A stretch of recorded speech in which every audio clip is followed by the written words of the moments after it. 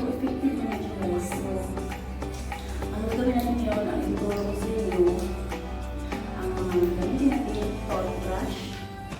At saka, ito siya guys, mix ko na siya. Asin na iodised salt at saka baking soda. Baking soda siya guys para panglinis, pangtanggal ng mga bacteria sa ating mga ngipin, sa gums, at mas important guys, ano siya, nakakaputi siya ng ngipin. Para lagi niyo siya or once a day or minsan 2 times a day.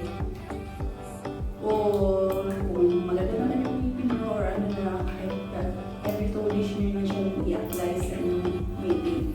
Ito first mo siya. Nilagay nyo siya dito. Nilagay siya lang. Toothbrush. Nilagay siya tapos toothbrush nyo sa ngipin. Parang doon nyo siya toothpaste. So, gawin natin siya ngayon. Gawin natin na toothbrush siya guys. Ngayon.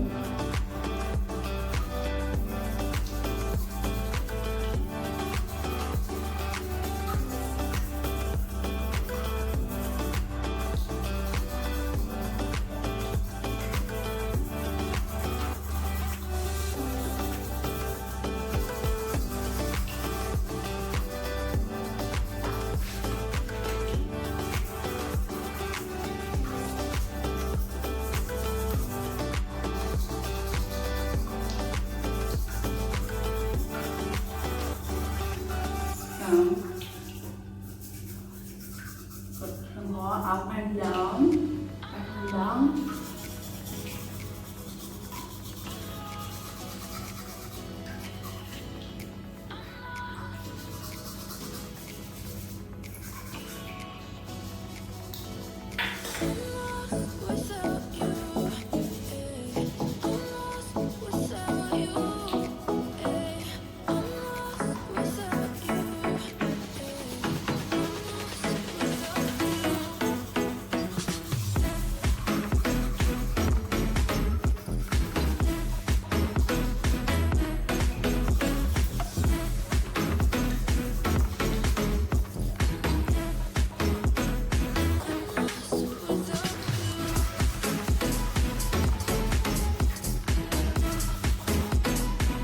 Ngayon, magbabago na tayo.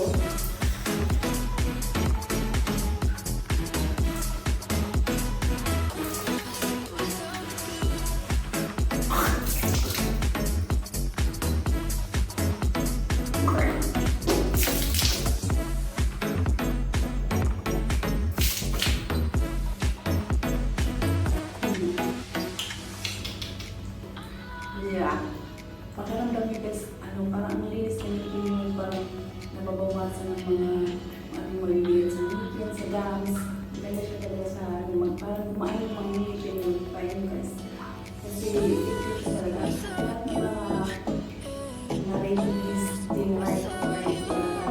Mahina siya talaga nag-assist ka naman.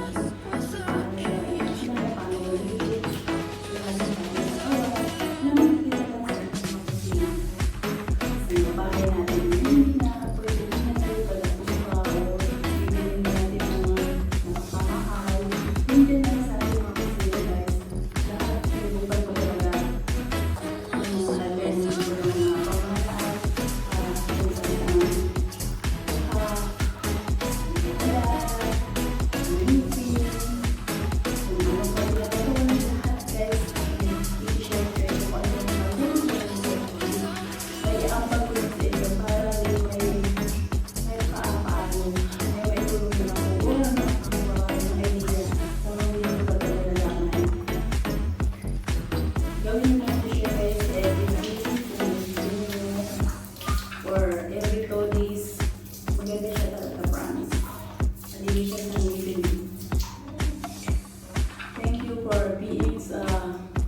Supporting and sa mga nasa-support sa akin. Thank you very much. Sana hindi kayo magsasawang manood sa aking mga video, susunod ko video.